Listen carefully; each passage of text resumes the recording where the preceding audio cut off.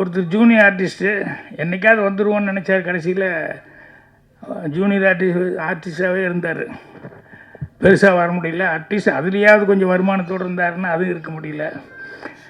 கடைசியில் அதுலேயும் அதோடைய கல்யாணம் முடிச்சு குழந்தையெல்லாம் பெற்று குழந்தைய பெருசாகி பொண்ணு கல்யாணம் வச்சுட்டார். கல்யாணம் வச்சதுக்கப்புறம் பார்த்தா கையில் பேசின வரதட்சணைப்படி காசு அவர் எதிர்பார்த்த இடத்துல வரல. எம்ஜிஆர் படங்கள் நிறையா படங்களில் வந்து ஜூனியர் ஆர்டிஸ்டாக அவர் கூட அங்கங்கே ஏதோ டைலாக் பேசியிருக்காரு.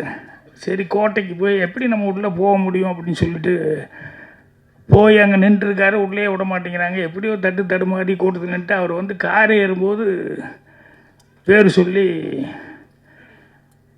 தலைவரா அப்படின்னோடனே அவர் கூட்டத்துலேருந்து பார்த்தார். கூட நடித்தவங்க அவருக்கு என்ன அரசியலுக்கு வந்தாலும் அந்த சினிமாங்கிறது வந்து கடைசி வரைக்கும் அவர் போகலை. அவருக்கு பிளட்டில் இருந்துக்கிட்டே இருந்தது கடைசி வரைக்கும் சினிமாங்கிறது.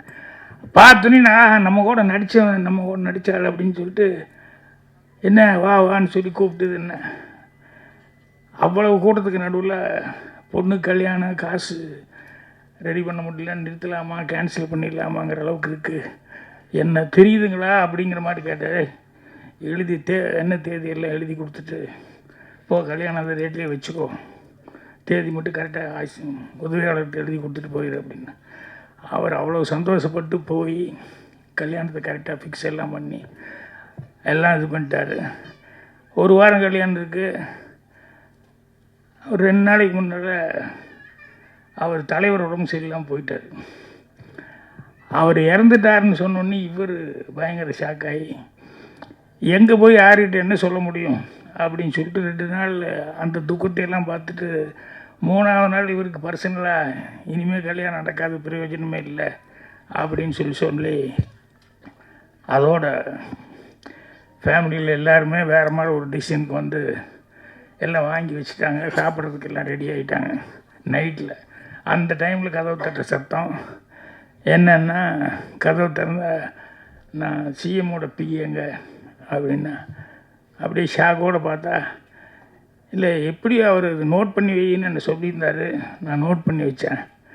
என்கிட்ட கொஞ்சம் பணத்தை கொடுத்து அப்பா போகிறோம், அவங்களுக்கு முதலே கொண்டு போய் கொடுக்கணும், அதனால் எதுக்கு நீ கையில் வச்சுருந்து ஞாபகப்படுத்து, ஏன்னா நம்ம ரொம்ப நம்பிக்கையோடு இருந்துப்பான் அந்த ஆள் அப்படின்னு சொல்லி கொடுத்துட்டு போனார். இந்தாங்க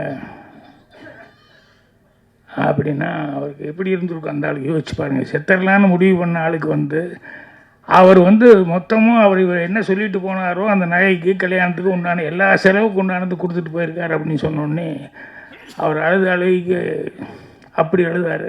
அதுக்கப்புறம் ஜானகி அம்மா வந்து அவ்வளோக்கு நடுவுலையும் அவங்ககிட்ட சொல்லியிருப்பாங்க, பிஏக்கு தெரிஞ்சிருக்கு. அப்புறம் அவங்க வந்து கல்யாணத்துக்கு வந்துட்டு போனாங்க.